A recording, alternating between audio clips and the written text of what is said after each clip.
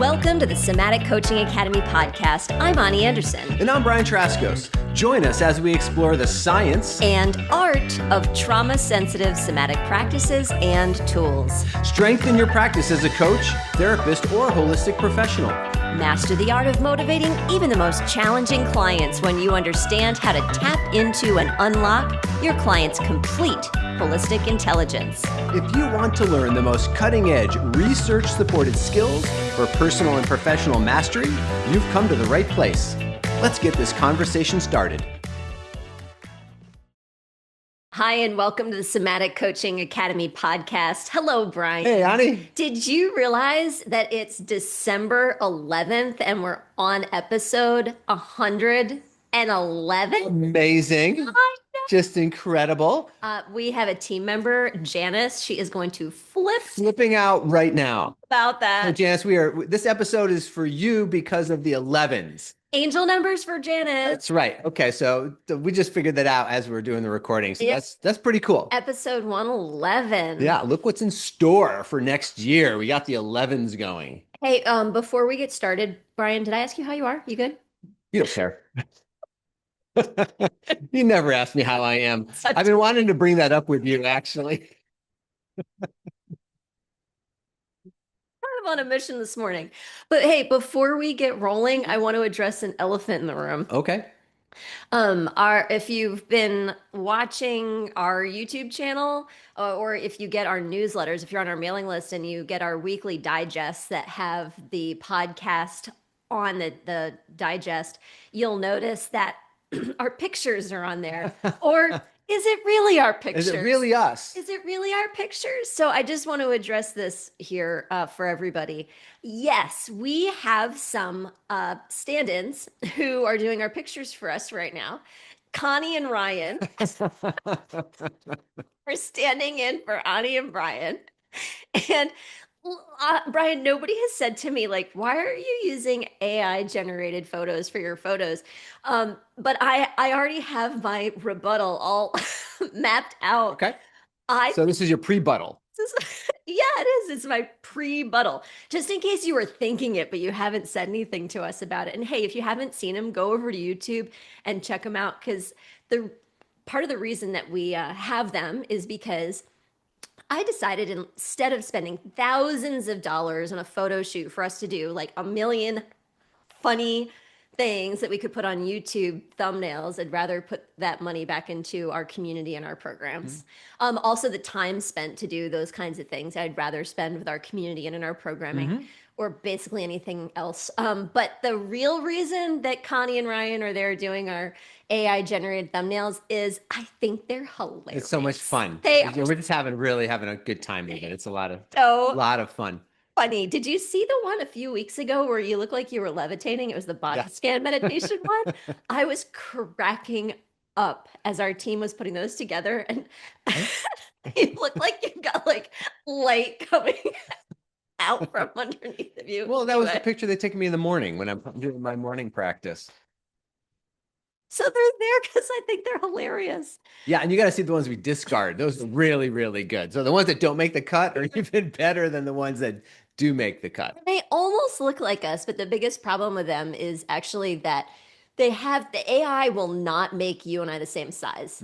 So it constantly makes you just a little bit taller than me. And we're actually the same exact height. So right now it might look like Brian is just a smidgen taller than me if you're watching us on YouTube, because his torso is a little bit longer. My legs are a little bit longer than his, but our AI people, the guy is just a little bit taller. Or maybe it's tracking our energy fields. My energy field is a little taller. Must be it. Okay. Right, well, let's get into the topic for today. Okay. Thanks for humoring me about All right. So today's topic, everybody, is the 10 insidious ways that confidence issues are undermining your success. They are rampant. Yeah. So confidence. Wait, how many? 10? We're gonna cover 10. Oh wow. That's gonna be like speed covering here you. today. Yeah. So we've done past podcasts on imposter syndrome. Look at Ani's eyes; they're twitching right now. So we don't like that term, imposter syndrome. It's made up. It's a syndrome, which kind of sounds medical, like you have a medical problem. The fact is, we pathologicalize, what's the right way to say that, ourselves all the time in ways is not healthy, Hmm. you know? So I'm not going to get on a major soapbox Right. about it, We but did a past episode on it. You can go back and listen to the whole soapbox yeah. on the one we did on imposter syndrome in the past. Well, I did a webinar a few weeks ago on imposter syndrome actually, and we had a bunch of people come to the webinar. And one of the questions I asked was, "How do you know you're experiencing imposter syndrome? Like, what does it actually look like, feel like, smell like, all those kinds of things?" What does it smell like? I don't know. But, but people, it smells something different to everybody, I suppose. But people listed out all these traits and experience they were having that really all link back to having a confidence issue. And part of the reason that we called the webinar something about imposter syndrome is because so many people talk about it, Mm, Brian. yep. Wow. Yeah. So let's dig right in here because we got ten of Yeah. these things we're going to cover. And you might not realize that these insidious things that show up in your life are actually linked back to confidence. So, first, let's just talk about true confidence. Let's talk about how we talk about confidence. Because a lot of people talk about confidence by something that you have, like I have confidence or I don't have confidence.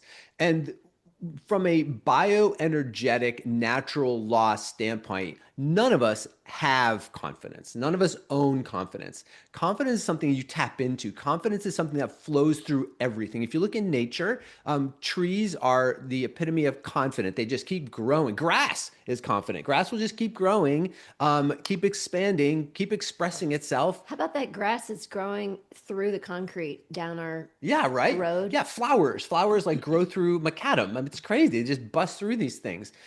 Animals are confident because they just keep finding food and looking for mates and reproducing and like nature is the most confident thing around. If you just look at it, nothing stops nature from expressing itself. Right. Right? If you think about confidence, Yeah. that's what confidence really is. The It's ability the to ability to express yourself fully and freely and and unapologetically. unapologetically. So confidence isn't something that you have or don't have. It's something you tap into. And the big problem really is that we have blocks in our bioenergetic system, aka our subconscious mind, that do not allow us to tap into and allow the flow of life force energy, the energy that flows through everything in the universe, everything in nature, right? There's an energy flowing through everything, animating everything. And when you know how to tap into that energy, then you will be in the flow of confidence. Now, right And now, unblock the flow of, unblock the flow. The right? confidence is trying to flow through you right now, but you're blocking it. Right. Right, you've switched off the doorways, and so when you switch off those doorways of flow through you, it shows up in specific ways in your lives, and you might not even realize that these are the ways it shows up. Right. And then people try to solve those problems when it's not actually the problem. The Right. problem is that you're blocking your confidence flow. Exactly. And the cool thing is that however many, so as we're going through these 10, just like put a little check mark on a piece of paper of how many of these show up in your life on a regular basis. Because you could try to chase each one of these around and fix each one of them. And you might be able to fix one of them, but then you still have six others of them that are still there. If you just unblock the flow of natural confidence, you'll fix all of them I instantaneously. think that's one of the reasons, Brian, that people are constantly running around trying to fix themselves and fix problems. Like it seems like this never ending pursuit. And one of the things that I've heard people say is, my gosh, it's just like one thing after the next. Mm-hmm. And one of the reasons for that is because you're trying to fix the superficial issues rather than coming down to the core issues. So the Yep. core issue is always going to express itself Right. and it will find different disguises. Find different ways to do it. Yeah, exactly. Okay, so let's jump right in. So the first insidious way is stress.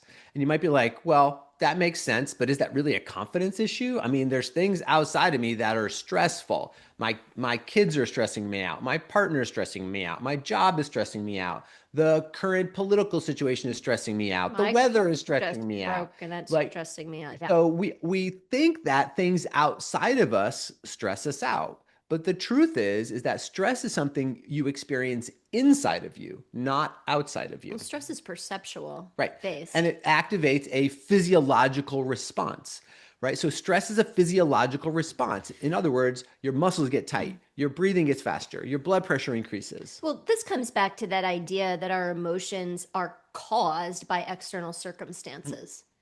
Because when we think that, we're always going to be victim to our emotions, and we could say that stress is an emotion for a second, Yeah, totally. right? And so that's not actually how it works scientifically. Correct. Yeah. So having that understanding of how emotions, stress really work, we understand that this is a construct creation within ourselves. Yep. Yeah. So we do have a stress response when, as Ani pointed out, you perceive a threat. And so you could perceive that threat consciously or subconsciously, doesn't matter. But if you're having a stress response, how often do you have stress responses too? By the way, I'm just curious. Most experts will tell us that you have about 9 to 12 chronic stress episodes a day, which are like little stress episodes. You're not being chased by a tiger 9 to 12 times a day. Your car won't start. You're running late for work. The kids need to get to the sports. You don't have enough money to pay for groceries. Like those types of things create stressors during the day. And those stressors add up. So every time you have a chronic stress response, you are perceiving some type of threat. And the stress response was created for us as humans a long time ago when we were getting chased by tigers. Yep. But now we've got these perceptual threats, and when we're not working at the level of our perceptions, Yeah. then So when life force energy is not flowing through you adequately and you have blocks in your system, what that means is that you will not be able to, actually kind of works on two levels. First level is you will not be able to respond. Excuse me, you want not be able to respond adequately to whatever it is outside of you that you perceive as threatening. mm-hmm. So you will not be able to respond adequately to your kids or your partner or your work or whatever it is going on. And so that will actually create more stress for you because you're actually not responding in a way that actually remediates the problem. Well, it usually just keeps perpetuating the Right. problem. So that's one thing. But really the deeper thing about stress is that what's really being threatened when you have a stress response is an underlying belief about yourself or about the world.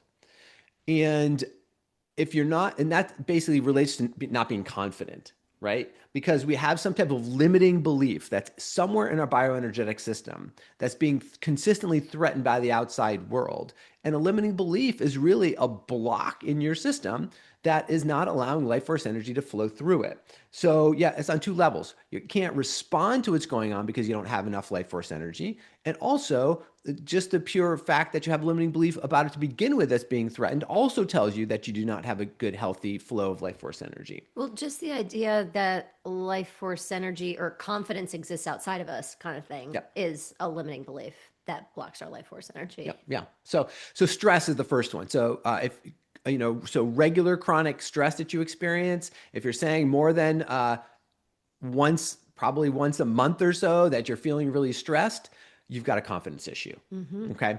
All right. So what's another one? Hey, here's a good one. You don't want to inconvenience people or waste their time. Ooh. Okay. So imagine that you are a coach. Maybe you're a consultant. Perhaps you own your own business, or if you work in a company and you have other people that you work with, your boss, your colleagues, have you ever found yourself saying, oh, I don't want to bring up this issue with them because I don't want to inconvenience them. I don't want to ask them to work with me or ask them to meet with me because I don't want to inconvenience them or waste their time. It happens at home too. I mean, people don't want to inconvenience family members. I'm not going to bring this up to my in laws, my brother, my partner, whatever. Yeah. Right? Yeah. So that basically, what that shows is that if you don't want to inconvenience other people or waste their time, what that means is that you have a perception that your time is worth less Less. other people's time. Yeah, I'm just thinking about a lot of ways this comes up personally, and I don't want to inconvenience is like something matters to us, but we think we're inconveniencing somebody else. Right. Yeah. So obviously that means that we're worth less than them. Exactly. Yeah. So that's obviously a block in the system when we're going through the world experiencing a sense of worth lessness. I like to, worthlessness can be like a one word. I break it down into three words because I think that one word it invites too much erosion of our of our identity, of our Yeah. healthy ego. Let's just say healthy Yeah. ego. But if we say that we are experiencing worth lessness, then we're looking at that in relation to other people in our world that we feel like they're more valuable than we are in Mhm. some level, right? Yeah. That's a confidence issue. Well, yeah, because the trees are worth just as much as we're worth, just as much Yep. as the squirrels are worth. Just all of us have life force energy flowing through us. Yep. So Yep. actually, we're all worth the All same. worth the same. All humans are worth the same, Yeah. right? And so if you feel like there's you're worth less, that's a problem. Okay, what's number three? So number three is you reject yourself before someone else can. So, what does that look like? So that looks like, let's again say you're a coach running programs and you have a program that you've created and you want to invite people, but you're going through your list of invites and you're like, no, not that person, they wouldn't come. Oh, not that person, they wouldn't want to do it. Oh, not that person, they're doing these other things. Oh, not. And so what we're doing is you're going through and you might think logically that you have some reason why you're not going to send that invite to somebody. But really, what you're doing is you're rejecting yourself before someone else can reject you.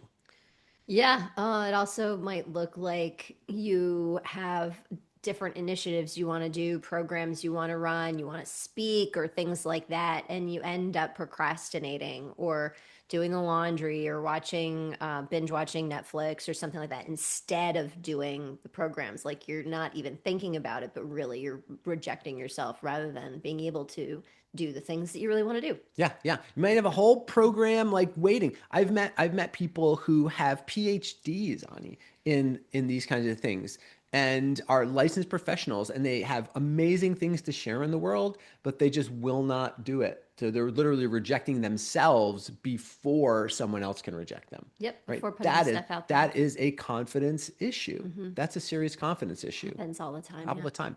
Okay. Oh, this is a big one. This is a big one. Um, you tolerate a problem for longer than it takes to really do something to fix it. So what does toleration look like? Okay, so you may even know you have a confidence issue. You may even have had some of these other things. Maybe you experience chronic stress and you're like, I just wish I could figure out this chronic stress stuff. Maybe you know that you are rejecting yourself before sending stuff out. Maybe you know that when you go to give a talk or a presentation, your legs get wobbly and you feel undermined and you never ask for what you really want. You're not really giving a strong call to action to enlist people in your programs.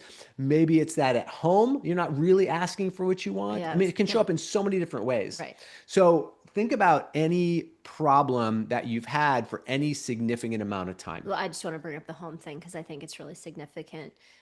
Problems with partners that you're not talking about, afraid to tell people how you feel about things, afraid to ask for the help that you need.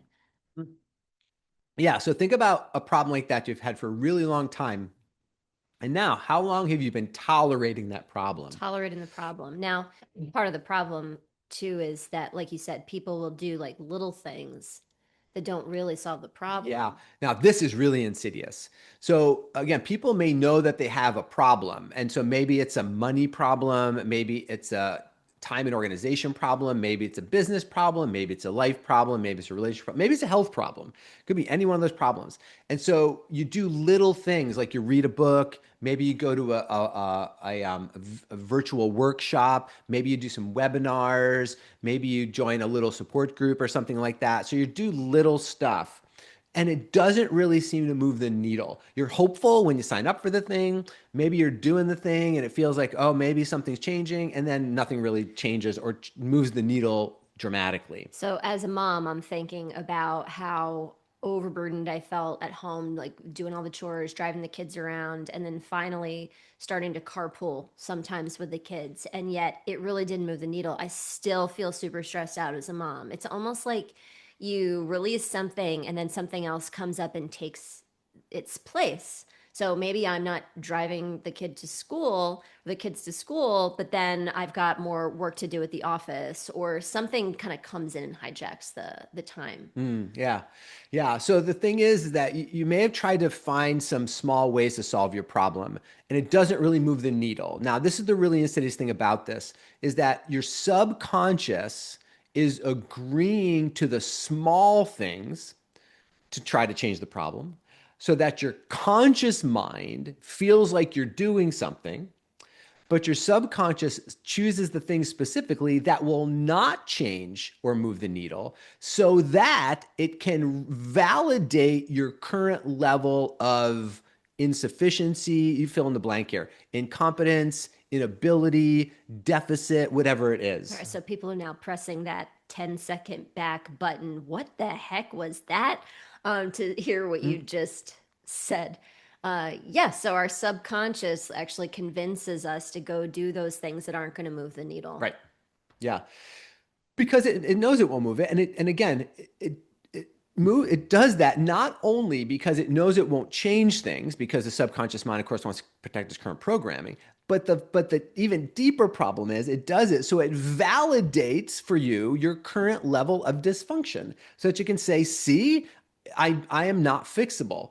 I am Right. broken. This will not change. No It matter what I do, it's not going to change. it validates that core belief Yes. that I'm The broken. core limiting, the core limiter that you're broken. Right. And the subconscious mind is not evil. The subconscious mind's job is to maintain efficiency in the system. And if you go messing stuff up, then it's just not efficient. And the subconscious is going to have to expend a whole bunch of new energy. Hmm. So the subconscious isn't evil, right? But it might seem evil Well, it's an sometimes. evil, it's a genius, really. It's really, really a genius in It so is many because ways. we are genius designs. We Yep. are such perfectly orchestrated Yeah. designs as humans. So just think about, how long have you been tolerating a problem? What have you done to try to help or fix the problem in any small way? And then have you ever beaten yourself up for not getting the results or fixing the problem in a way that you wanted to, because you really didn't do something to really fix the So problem? Brian's saying small, but it could still be significant. You could have, I don't know, joined a year-long program or something like this to figure out how to have better time management, for example. But it's not a time management problem. The core issue is the It's a confidence problem. confidence problem. The core issue is a confidence problem. That's what you really have going on. Yeah, so it's trying to fix these superficial things. Yeah. Okay. So we're up to number five now. So number five, insidious way of that you have a confidence issue, undermining your success, is a persistent experience of lack. There's never enough of something. Fill in the blank. Yeah. And this could rotate around, by the way. Sometimes there's never enough money, and then sometimes there's never enough time. Sometimes there's never enough joy. Sometimes there's never enough energy. Sometimes there's never enough ease. Maybe there's not enough connection. Enough It support. doesn't have to all be at once. They can rotate around. But somewhere in your daily experience, there's not enough of something. This reminds me of like Mr. Potato Head. When you like change it and Mr. Potato Head has a mustache. Oh, And then you take it off. yeah. And then it has a smiley face. And then you take it off. And then it has a cowboy hat. And then you take it off. It's still Mr. Potato Head. Yeah, right. Still, It's still lack. yeah, it's still lack. It's still lack. Yeah. I don't know. Potatoes take that personally. We're talking about the lack of potatoes. Potatoes aren't taking it personally No, because they have unlimited that's confidence. right. They do. Potatoes, a lot of potatoes around. Potatoes Potato are a big confidence. They are a deal. big deal. Okay. So here's the thing, gang. So look at your daily experience and ask yourself, um, in some way, shape, or form, every day, do you have an experience? And that experience could be a sensation experience, could be thoughts. You could say there's not enough of something, or you could behave in ways where there's not enough of something. Somewhere in your experience, there's lack on a daily basis. Not always the same thing, but lack is always there. That's a confidence issue. Yeah. That's a confidence issue. Okay. It doesn't have to be like that. I hope you're hearing that through No. all of these. Is like sometimes you Mhm. hear these things and you're like, oh my gosh, Brian gets me. Yeah, but it doesn't have to be like that. There's another way. Yeah, and the reason that I get you and we get you is because we've dealt with all of these things in our lives in Yeah. some way, shape, or form, Yeah. right? These are things that we've all worked through, and to a large part, have just have overcome a lot of these things and changed a lot of things in life because of the practices that we do and the way we approach the world. Okay, so number six. Whew, this is a deep one. You ready? I think you've said that about There everyone. are really deep, but okay. So, well, you tell me Huh. if this is deep or not. You have the need to be understood. Oh yeah, that's a good one. That's a deep one. Oh. That's an owie, Yeah, right? but what does that look like?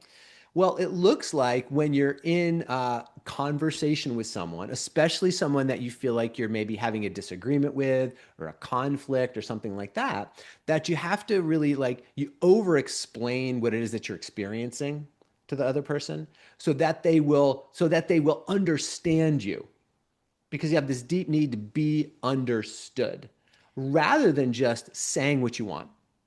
So as a recovering person who needs to be understood, you also might not say things and try to make it obvious in other ways with like huffing and puffing or, overperforming, things like that. Yeah. And it could just be saying, they don't understand me.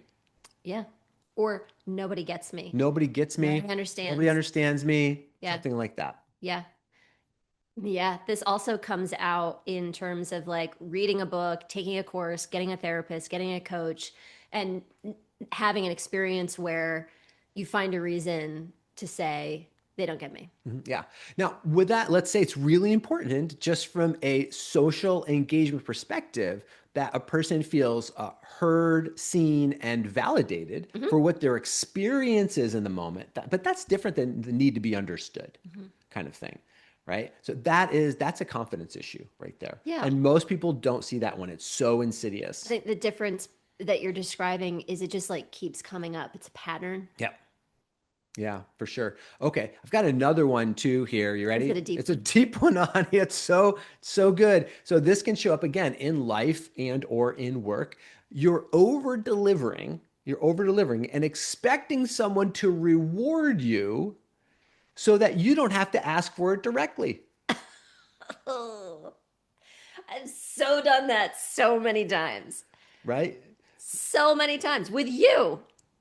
And did I did I reward you? No, No. and but you didn't ask for it directly. I didn't because I used to think that if I asked for things directly, that it took it away somehow. And my subconscious definitely told me that that was true because I would ask for something directly and then I would feel so awful about it. Yeah, but that's a confidence problem, I know right? that now. Because when life force energy flows through you, you ask for it directly, Right? Because other right? people can't read your mind. Right, exactly. But if you're not doing that, that's a confidence issue. And so you try to get what you want by over delivering, by over giving, right? By over taking care of the kids, by over taking care of your family, by over delivering on your clients, by the way, right? So you have a client agreement and you're over delivering. You're like, why aren't they doing all the things I'm trying so hard? I'm giving them so much. And at a really amazing rate. Yeah, and they're not doing it. Why aren't they doing it? And the thing is that you need them to appreciate all of your overgiving, and then you expect them to say, "Oh, by the way, we'll just pay you 10 times extra because you're overgiving so much." Like beyond it's this weird kind of expectation we get in our system because I'm trying really hard, so shouldn't I be getting paid really a lot And for it we were without asking? taught this by the people who raised us. Yeah. So there you go. So that probably is another one that most people are like, ooh, I didn't realize that I was doing that. Okay. Confidence issue. Yeah. Okay. So I got another one. This is a deep one. Man, Brian is bringing the pain. These are, these We're are, bringing the pain, yeah. Brian. So I'm bringing the pain with love though. Like Oh. this is because I don't want you to experience this anymore, folks. I mean, you do not have to live like this. You It's don't really, have to live you with the don't have to live pain. with this pain. And you don't have to tolerate these things going on again and again and again in your life. I mean, I tolerated them in my life way too long, and I don't want you to tolerate them one day longer. Well, I think it's interesting because, chronic pain is where you kind of had your roots. You started with physical chronic pain, and we've moved into also mental chronic pain. This is mental chronic pain, and we are holding ourselves in it. Which can show up as physical chronic pain too, by the It way. sure can, Which it, especially when you let it last yeah, too long. exactly, exactly. Okay, so well, speaking of that, Next pain. ready? Here, the next pain. Feeling good is a waste of time. Okay, so it doesn't show up directly like that, though. What does it look like? It shows Just up tell you what as it looks like. well, what do you think it looks like? Why don't you just say it directly? I can tell you. Oh, God. Never finding time to do the things that you enjoy, always having too much on your to-do list, constantly putting more on your to-do list. Yeah. And then all the other stuff you already talked about Yeah, so that you overworking. Yeah, can't. working so hard so you can feel satisfied and maybe get a reward kind of thing, Yeah, right? I yeah. mean, so having to work for to feel good. Finally doing something that you put time aside for and you can't even appreciate it because blank, blank, blank, people are texting you, somebody's calling you, or, Yeah. like you can't stop all the negative thinking in your head. All right, I'm making this too much about. I have it's just this has been a huge thing for me. I've worked on it for so many Yeah, I years, get it. and Yeah, I get it. it's a big When thing. when I was in college, I remember having a study group that I used to study with, and it would be studying together, and it would be like midnight, 1 in the morning, or something like that, and they'd be like, "Okay, we're going to bed," and like, Brian, aren't you going to go sleep? This was my answer: I'll sleep when I'm dead. Oh, That was literally my answer, and I was for years like I just did not have time to feel anything other than work. Than and efforting. I believe Like that. efforting was really like the only experience I had in life.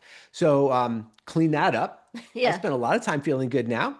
We spend Um, a lot of time feeling yeah, good. feeling good And is great. and not just like going to the spa days or it's, reading a book or something, and all of that's important, but like right now, like laughing, Yeah, in, conversing. enjoying like basically every moment of the day, Yeah, yeah, yeah. or at least like many, many, many, many, many moments in a Big, big day. joy rather than it needing to be something you take a vacation and do, which by the way, you go take a vacation and it doesn't feel like a vacation, then you need a vacation from your vacation. Yeah, right. Okay. Yeah. So if feeling good feels like a waste of time to you, then Oh, that is a confidence confidence problem. problem. Okay. All right, Ani. Whew. This one, I'm going to throw it to you. I'm gonna need to shake it off I'm going after to throw this. this one to Is you. this number 10? No, this is number 9, Oh, actually. all right. But when you question your purpose, Mm-hmm. Yeah. I think we're going to talk about this in a few weeks, actually, more in depth. But yeah.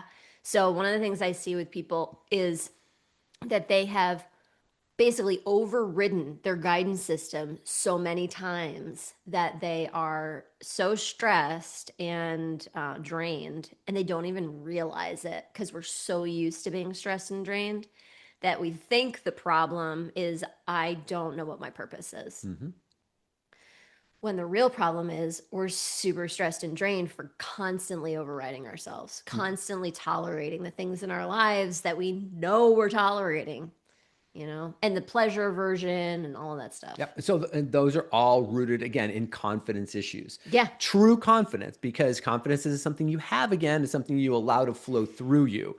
So when the animating energy of life is flowing through you, you know your purpose. You're right. on And purpose. you do the things and you have clarity.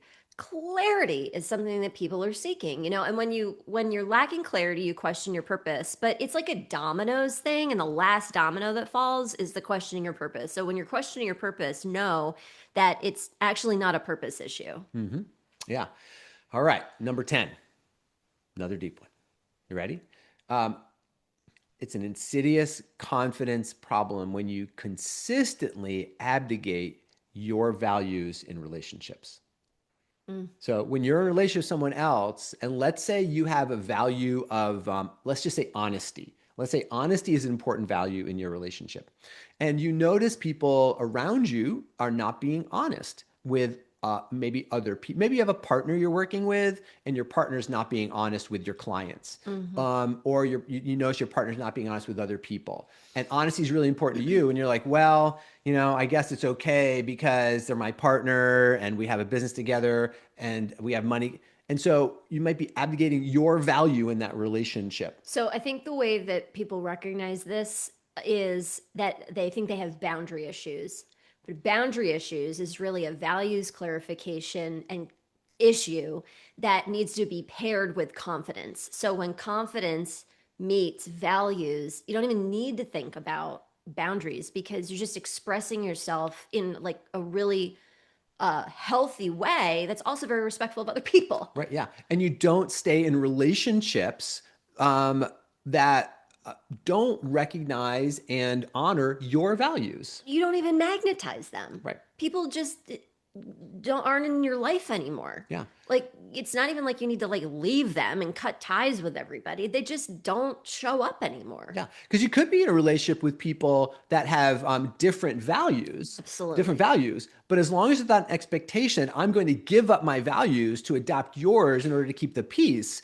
That's a confidence problem. Because the reality is, or the reality we live in, is that differing values actually help to strengthen the whole.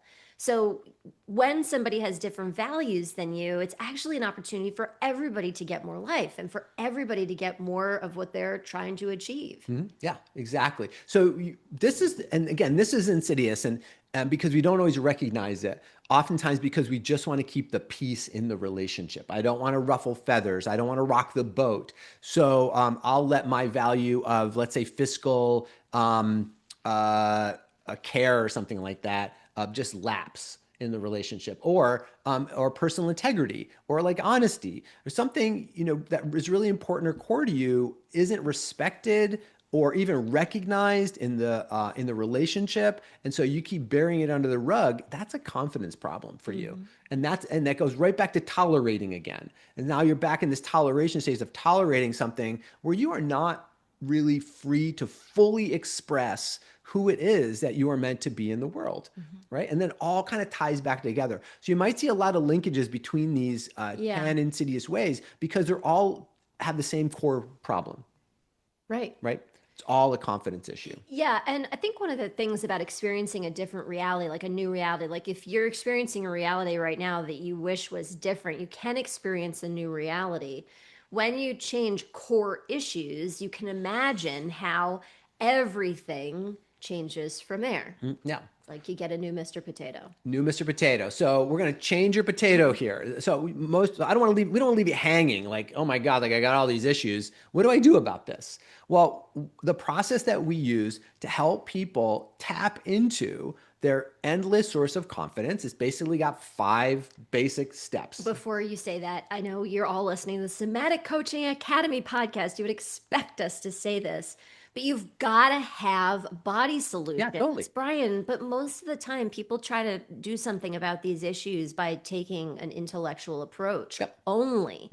So you're going to journal or you're going to go take a course, you're going to talk to a therapist. And that's those little things that you were saying that's kind of superficial. It's not really getting to the core. You have to do body stuff. Okay, Yeah, go, because you go have on. to unblock the bioenergetic blocks in the body. So the first thing you have to be able to do is deconstruct the most prominent limiting belief and its associated bioenergetic block in the body. Now, when we do this practice with people, really dial into the chakra system because we don't have all this kind of time to talk about chakras right now because it's a pretty deep topic. But chakras are anatomical structures. They're based on neurohormonal development as you go through your life. And during certain developmental periods, if you have more challenge than support, more support than challenge in your life, you will generate blocks in the bioenergetic system. And then those are basically the plugs that are not allowing the bioenergy or the animating force of life to flow through your system, right? So you have to understand what is the limiting belief and where does that limiting belief live in your body, essentially. Okay, so that's one. You got to know that. Number two, then you have to be able to do something, and this is where you have to come at this from this body-oriented way to release these bioenergetic blocks, and then also learn how to turn on the spigots of the natural flow of energy, right? Because there's plenty of energy all around you right now. The problem is you don't have the spigots open and the pipes aren't clean. So you have to be able to do both those things. So you have to be able to take out the blocks. And once you take out the blocks, turn on the spigots. And then you get stuff going. See, most people want to turn on the spigots first before Right, they take out the blocks. But then right, what happens, you got a lot of pressure behind those blocks. right. And that creates more problem and more pain, Yeah. right? So you have to be able to take out deal with the blocks first and then turn on the spigots. Hmm. Okay. So now you got more life force energy flowing. So that's great. That's kind of like the first part of this. Then what you have to be able to do is take a new action based on a more empowering belief. So you have to be able to take this energy that's moving through you and put it into action in the world. Okay. Now, once you put in the action in the world, the next step is to gather evidence of that new action. Most people don't even know what the evidence looks like when it comes back to them and they miss it and they become unaware of it. It's blind spots. So you need help with that. Why do they need to take action in the world? Back to the previous step. Well, because it's all about reinforcing, right? So the energy's flowing through. I've got to take action to do so. I have to either have that conversation with my spouse.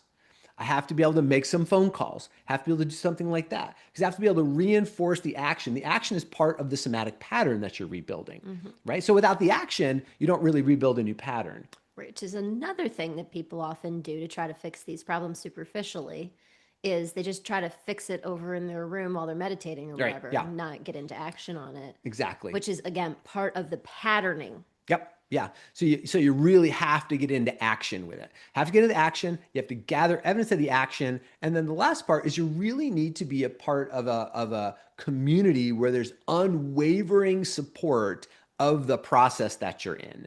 And it's great to do these kinds of things with your partners and your business partners and your friends.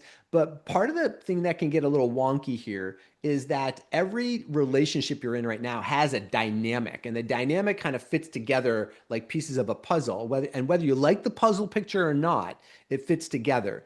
And when you start to make changes, you might get talk from your partner or partners that they support the changes that you're making. But as soon as it starts to feel to them like you're actually changing the dynamic, there'll be resistance to that. Unless you're in an actively explicit growth relationship, your changes will be confronting to the other people in your life. Yeah, exactly. So The question is, are they going to grow through it or not? And if you haven't been explicit about this is a growth relationship, then it will be confronting. right. So So that's other why you need people are actually committed subconsciously to you also staying the same. exactly. Yeah. So it's not just you, it's other people. So you need to be in a group of people that are committed to helping you transform what it is that you're dealing with, helping you to be able to tap into the flow of confidence. You have to be in a group of people that do that. So those are the 5 basic steps to do it. So that's our tapping into the endless flow of confidence strategy. That's the strategy we know works. We know works. And if this is like, gosh, that's exactly what I need right now, then we invite you to join us at Kripalu, which is the largest retreat center in the Northeast. And amazing. It's It's in beautiful. Massachusetts, Western Massachusetts, in the Berkshires. And we're going to be there from January 11th through 16th. And part of the reason why it's important to go somewhere is get you out of your normal operating system. Yep. Get you into a new place where you can approach things freshly and you're not trying to figure out what's for dinner and what's on my to-do list and who needs to go places and all that stuff, because you need space and time. You need to remove yourself from your usual environment for a few days to be able to have the space to do the work. Yeah, right. Just to go somewhere for a week and not have to cook yourself or anyone else a meal or do any dishes for a whole week. Well, that's confidence building and transformative That right alone is transformative, right? That alone gives you enough space to transform something in your life. So at the Endless Confidence, Tapping into Endless Confidence program that we're going to be leading at Kripalu, we're going to be helping you release fear, release guilt, release shame, release the connection and attachment to toxic relationships, help you reclaim your voice and your purpose. I'm going to take you through all these 5 steps and help to engender for you like big changes through the course of not only the rest of your life, but let's just say for a year. Let's just say 2026. What if 1 week in 2020, 1 week of 2026 could help you get results like our other people have taken this program, doubling their income, closing 10 brand new clients, healing relationships in their having lives. difficult conversations with their partners. Yeah, but imagine what a fantastic 2026 could do for the rest of your life Yeah. because you're creating new patterns. Yeah, I want to absolutely. back up for a second to what you said about releasing fear and guilt and shame and things like that. Because I talk to people who say they know that they have guilt. They Yeah. know that they have shame. They know that they have fear. And a question I've been asking more recently of folks is, well, what are you going to do about it? Some people don't know what to do. Okay. Mhm. Some people are like, well, I'm going to go read a book about it. You know, I have had people also tell me, I'm going to let it go. Just going to let it go. Going to let it go. And, you know, I would like to revisit that conversation in a few months and say, how's that going for you? Because if you don't do something bioenergetically with your subconscious mind, we will not let it go. And that's not a judgment call. It's just how our subconscious and our bodies work, like our minds work. We will keep running the programs until we change the program, put a new program in, and then practice that program, like you said, Yep. with a community of people who can then sustain that new program. Yep. That's what it takes. Yeah. So, just letting it go is a nice thought, but it is your subconscious mind's way of like going, sure, Yeah. go ahead, try that. Yeah, and you can do so much of this work in being immersed for a week in doing it. It's so powerful. You Well, get so much of it done. when you actually take yourself Yeah, out of your yeah, usual and go somewhere, you can actually do way more of it because you're not trying to deal with all the day-to-day stuff. yeah, exactly. And and the thing is too, when people like hear about this program, they're like, "Oh my God, it sounds amazing, sounds incredible," but it's a whole week. But it's a whole week, or I'm busy, or I have other things going on, and those sorts of things. And what I want to remind you is, if you have a when you have a confidence problem, getting up enough confidence to do something about it is actually a part of the problem. 100%. Or I already have some things on my schedule. Well, things can also be moved so that you can go do the thing that you need to Right. do that's going to change your life. Right. So, perceived inconvenience is always going to stand in our way of changing our patterns. Yeah.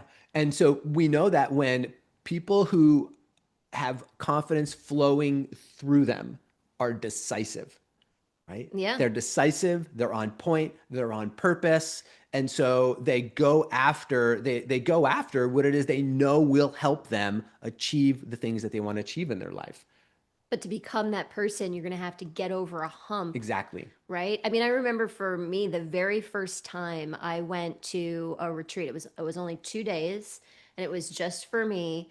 And I had signed up for it, and we told the story before on other podcasts. I don't remember which ones, but the facilitator actually said you are likely going to have to overcome some hurdle to be able to come because this is really going to be transformative and that's going to require you to overcome some hurdle. Hmm. And it wasn't until the day of I thought, like, wait for it, what's going to happen? Nothing's happening. And then it's the day of, like, everything started happening around the house that made it very difficult for me to get to the Yeah. thing. But I knew ahead of time that it was going to take commitment from me. I was going to have to make a decision to go no matter what. Hmm. And it was totally on purpose. Every single thing that came up was totally on purpose, not only for me, but for everybody else in my life who was impacted by that morning so that they could have more life too. And everything after that moment, as they say, is history. Like, I would not be doing the things I'm doing. I would not be the person I am if I had not gone to that retreat. So I was really grateful to know that there was going to be, something that I was probably going to have to overcome on the way. Yeah, amazing, amazing. Ani, do you want to just let people know about the bonuses that are expiring for this program on the 15th of December? So just in a couple of days. Well, yeah. So if you go to our webpage and go to live events, and you scroll down to where it says Kripalu, go ahead and click on the link, and all the bonuses are there because, Brian, I'm not sure I'm going to say them all off the top of my head. Right, we have an integration call that's part Well, of a bonus yeah, so let after me the. let me do them in order because otherwise I don't know if I'm going to remember. So we have a pre-call that people will do for before the retreat, Mhm. so that you can meet the community, so that you can set your intentions and get ready. Because one of the things we found is when we do these pre-calls, people show up really ready to go instead of needing to get there and then get ready to go. Yeah. So we'll do the prep call. We'll also have a one-on-one call with individual call with a member of our team. So me, you, our assistant, Gabe's. So we'll have one-on-one calls following the retreat for everybody to integrate after you've gone home. And the reason that that matters is because you're in this space at Kripalu and then you go home, and after about 2 weeks, you're going to have some things that come up that you're going to want to talk about. And you're going to be able to do that with us. We also are going to do a special evening reading some of our sneak peek previews from our Manifestation for Dummies book, which is coming out in June. It'll be the first time anybody hears any of the stuff from that, so that'll be really fun. Yep.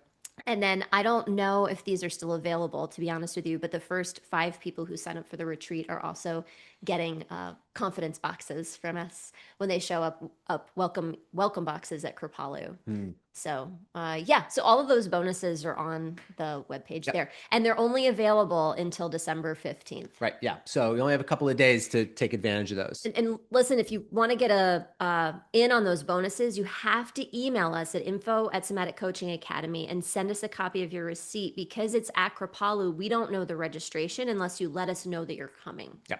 So let us know that you're coming by sending us a copy of your receipt at info@somaticcoachingacademy.com, and then you'll get your bonuses. Yeah, exactly. So, my friends, if you are tired of tolerating your confidence issues, your confidence problems, and all of the insidious ways that we've just laid out for you, like, here's your chance to kick off 2026 in a way that feels powerful for you. And you'll know how to tap into the flow of energy that is associated with confidence for the rest of your life. So you can really live your purpose and make the impact you know you're here to make. Live your calling. You know you're here to impact the lives of others. You love it when it happens, and it can happen even more often. Yep. So check out the webpage for the program. Give us a call. We'll love to chat with you about it. Yeah. And we'll see you at Kripalu. See you at Kripalu. Thanks, everybody. We'll see you next week. Bye. Bye-bye. Thank you for listening to this episode. We hope that this conversation will help you improve your practice and change the way you think about your work, your clients, and yourself. Continue your exploration of trauma-sensitive somatic coaching by listening to more podcast episodes at somaticcoachingacademy.com. You could be the trusted guide that people turn to help them with their most challenging situations and to reach their most precious goals. Thank you for joining us. We'll see you next time.